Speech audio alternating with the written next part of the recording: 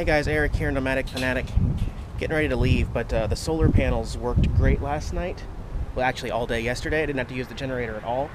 This morning when I was getting ready to take a shower, turned the water pump on, and it just made a continual growl, even though it should have been pressurized, just making a noise outside, and I was like, what the hell is that? And as you can see, there's this big long stream of water running downhill that way. Sorry about the wind noise.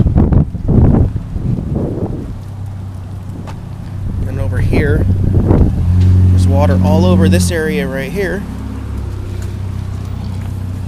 Lots of water under there, dripping. See that dripping from that weird hose right there? Let me get a little closer to that so you can see. Dripping from one of those two hoses, which earlier this morning I had no idea what was going on. I've now done some research here in the parking lot to try to figure out what the hell is going on, and I'm going to show you. So this is directly related to the fact that it was freezing overnight. So that hose, actually let me clear a few things out of the way here first. Okay, I got more room to show you now. So that hose that you heard making that noise down here underneath my couch where my water pump is, and then back here you got, put it over here. See that valve right there that it can be popped up or popped down? It's in the popped up position. So I'm just gonna go down and push it down. That's essentially closing that valve that was open outside. So basically you can think of it as an emergency valve in case it gets too cold and that pipe was going to expand. It's like a release valve. So now when I turn my water pump on, only took half a second to pressurize and everything's good. I don't know how newer systems deal with the problem of freezing. Most of my pipes are indoors, but some of the pipes that run from the water pump and then back out do go underneath the chassis, and I don't know, I was just really freaked out. I've never had that happen to me in this RV, you know. It's hard to explain. The water pump was just making a noise like I had all the faucets on full blast, and it just couldn't keep up, keeping the line pressurized. And I was like, what's going on? So I was going to go out and like look at it underneath, and as soon as I open the door, of course I see the water spewing out. I probably lost 10 gallons of fresh water. Anyway, I think what the plan is now, that at least until I get down into California, because there's this huge Arctic cold blast coming in, it's going to freeze everywhere in Oregon. So until I get down to Oregon overnight, I'm going to turn my water pump off so that that doesn't happen. It's kind of scary. I don't need to lose water. So yeah, that's the plan. All right, we're going to get on the road.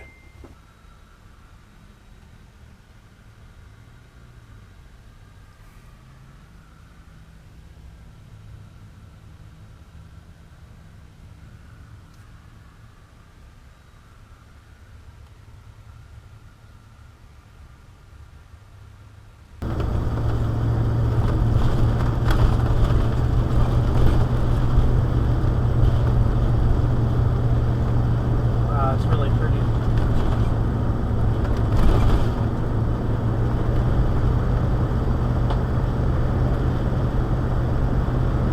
Hey guys, good morning. We're on the road heading into a new state today. It is really windy and really cold outside.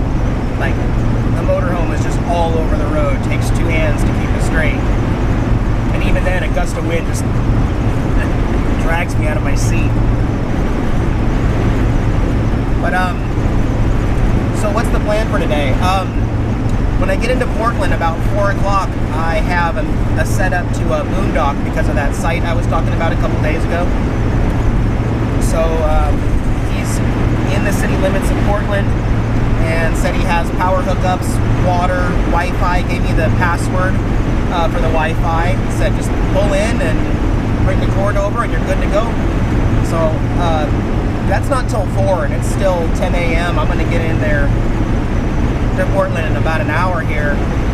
And Dyke Road.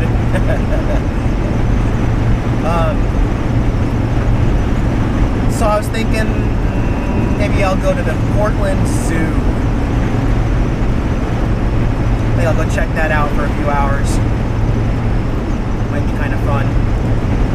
Also, so I thought I'd talk about RV etiquette on the freeway as I'm passing somebody because he's going too slow. But generally speaking, if you're in an RV or a big truck, big rig, you need to stay off to the right at all times, unless you're passing. But there were some spots in Washington State where the speed limit was posted as, hang on, stay to the right, yes I will. The speed limit was posted as 70 miles an hour, and then below that it said trucks, 60. I consider myself a truck, so I stayed 60 through there. But if it's a 3-lane highway, always stay to the right. If it's a 4-lane highway, you probably still should stay to the right. However, if you think about it, if you stay in the second lane to the right, so not the one that merges on all the exits or on-ramps, but the second one over, you'll never have to move over or yield to anybody getting on the freeway, which is what you see a lot of truckers do. They won't stay in that far right lane, they'll stay in the second to the right lane. And then it's just pretty much smooth sailing the whole way there. You know, but man, I gotta say, Longview is a really pretty place. If I had more time to stay during the daytime when I got to the second half of the town, like the other side of the town, I would have stayed longer, but well, actually no. And see, that trucker was cool. He flashed his headlights when I put my blinker on, letting me know it was okay. What else can I say? Oh yeah, so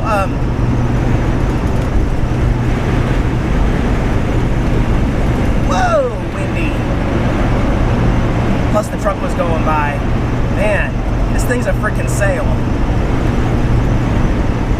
There's a speed limit 70, truck 60. Okay, so the trucks are still going to pass me and go 70, but I don't care. I'm not pushing it to the floor. I'm going to go 60. So, and I'll stay to the far right so I'm not in anybody's way. But I was going to talk about some of the cool things about my comfort zone on the road. You know, I talked about Walmart's kind of making me feel at home, and I want to talk about why. You know, the thing is, like, I'm out here and all of my scenery outside of my RV is way different, and everything is new to me. So there's like, you know, there's this adrenaline, wow. You know, it reminds me every second, right, that I'm not home anymore. I'm trying something new. However, every single Walmart I go into, as soon as I walk in the door, I know exactly where to find the cat food. I know where to find the pizza. I know where the hardware section is at every single Walmart. As soon as I walk in the door, I feel like I'm home, in a sense. I bet that kind of sounds cheesy to some people, but believe it or not, I guess when I'm on the road, it just comforts me a little bit to go in to find something that I can relate to and recognize. You know, and I really feel comfortable inside a Walmart store. I know that probably sounds ridiculous. I don't know if anybody else has ever noticed or mentioned that. For me, the same thing happens when I'm in the RV and I close all the shades and put this down and just turn on my lights. You know, with all the shades drawn and I've got some music or my TV on or I'm playing a game, me and Jax are hanging out watching a movie. It always comforts me because there's nothing new. The scenery looks familiar, and as far as my mind is concerned, I'm home. It's a really big body of water off to the right here. I wonder if it says what it is. That's cool. So, you know, it just depends. I like to see new stuff, and it's always exciting to check out other areas and new stuff for the first time. At the same time, I do like to kind of be comfortable and enjoy some stuff that seems familiar, at least in my mind. So. Alright, got about, 45 miles to go. Then we'll be at the Portland Zoo. Alright, talk to you guys later.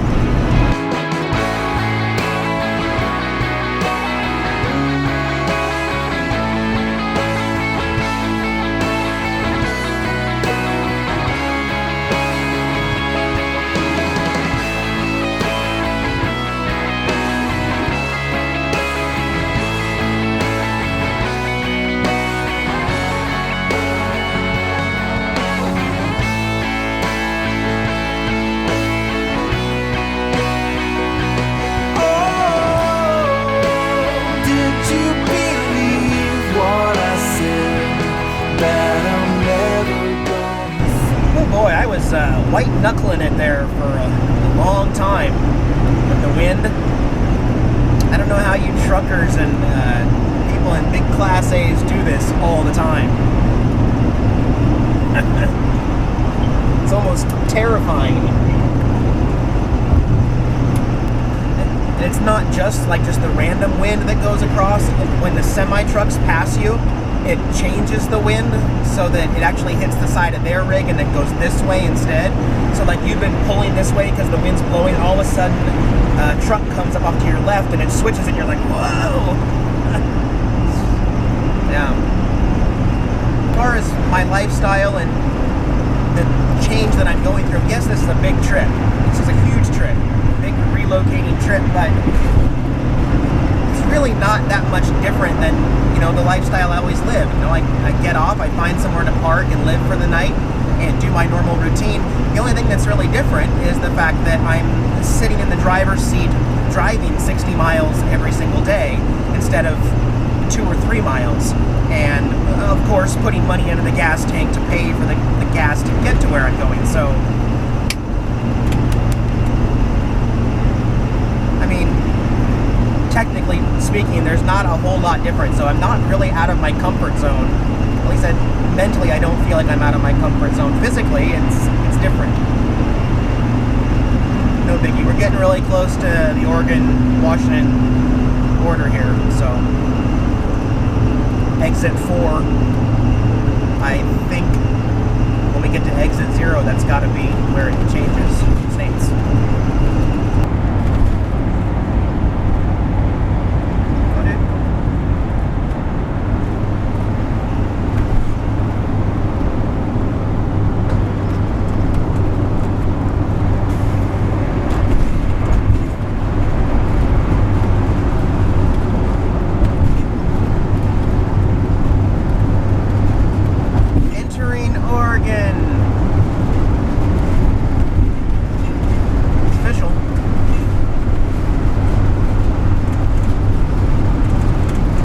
Tunnel, yes!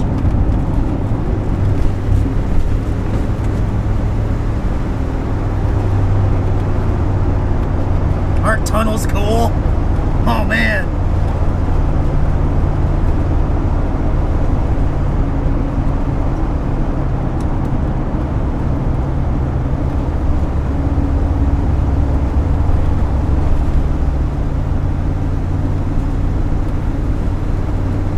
Exit 72, Oregon Zoo Forestry Center. Yeah, I'll take that. Do you mind if I go see the monkeys without you? I'll show you pictures later. Yeah. Oh, I will. Will you keep my seat warm while I'm gone? Wow, I know. Wow, I know. I miss you too. Hey, it's Eric, along with Jax. Thanks for watching our videos. Don't forget to subscribe so you can get the latest updates, and feel free to check out some of my other videos. Thanks for watching. See you next time.